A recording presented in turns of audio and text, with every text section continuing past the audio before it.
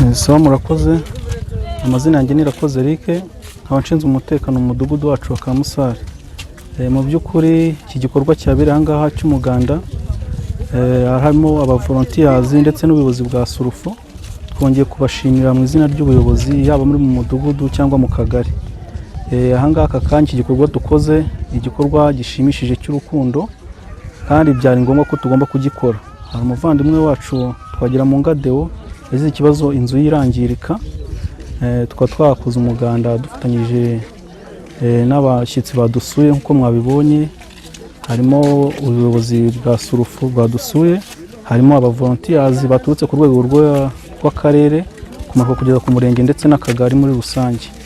Muri aka kanya umuganda tukaba tuwusoje kandi ndumva ubutumwa baduhaye abo gukomeza n'ubundi gukomeza gufasha uno muvandimwe wacu bita Deo kugira ngo babashe kugira ngo iki gikorwa twatangije kigende neza. Hari inzu yangiritse duteganya ko dufatanyije n'ubuyobozi ndetse n'izindi mbaraga tuzafatanya tukabasha kubimusanira.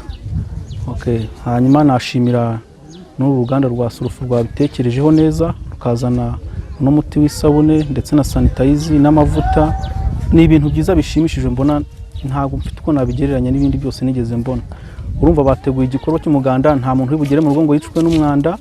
Yewe hakozwe n'akarima k'igikoni, ako karima k'igikoni kagiye kurwanya imirire mibi. Harimo izindi mbaraga nyinshi numvishije hano zirimo gutegurwa, ari ugukomeza gukora uturima tw'igikoni, ari ugukomeza kuba twafatanya n'uno muvandimwe wacu kugira ngo iki gikorwa kigende neza. Hari n'abandi bose bagiye bafasha, ndumva harimo abantu benshi byashimishije. Twabashimira by'umwihariko ari ubuyobozi bw'umudugudu wacu wa Kamusare mu izina ry'akagari, kuko social ntabwo yabonetse, yabashije kumbwira ngo ngire ijambo nyamukuru navugira aha ngaha. Twabashimira by'umwihariko, murakoze kandi Imana ikomeze ibarinde, ikomeze inabagirire neza kugira ngo Imana ikomeze no kubashoboza ibindi bikorwa byose mugenda mutegura by'urukundo. Murakoze. Nitwa Voluntary, nkaba muhagarariye uruganda rwa Sulfo. Nk'uko mutubona ngaha twaje kwifatanya n'umuryango wa IYF International Youth Fellowship. Twaba twaje mu gikorwa cyo kubakira umuturage mu rwego rwo kugira ngo dukomeze gufatanya n'abanyarwanda mu gukunda no kubaka igihugu cyabo. Nk'uko mubizi, twebwe nk'ikigo cya Sulfo Rwanda turahanga mu rwego rw'ikigo gikora ibikoresho by'isuku. Igikorwa cyabaye no munsi akaba igikorwa cyasabye ko abaturage bakoresha umubiri, bakoresha imbaraga. Tuza nk'uruganda rero rukora ibikoresho by'isuku, tubagirana n'ibikoresho by'isuku nk'uko kugira ngo tubakangurire kuba bakora isuku. Tukaba dushimira umuryango wa IYF wafashe ingamba zo kugira ngo yize gufatanya n'abaturage n'abanyarwanda bose muri rusange mu bikorwa nk'ingibi byo kugira ngo bakomeze kubaka ubumwe bw'abanyarwanda. Nkaba soza shimira abagize uruhare rwose kugira ngo bafashe umuturage mugenzi wabo kuba uyu munsi bamufashije kubaka inzu ye yari yaragize ikibazo, no kumufasha gukomeza kwizera no kwigiramo icyizere. Murakoze.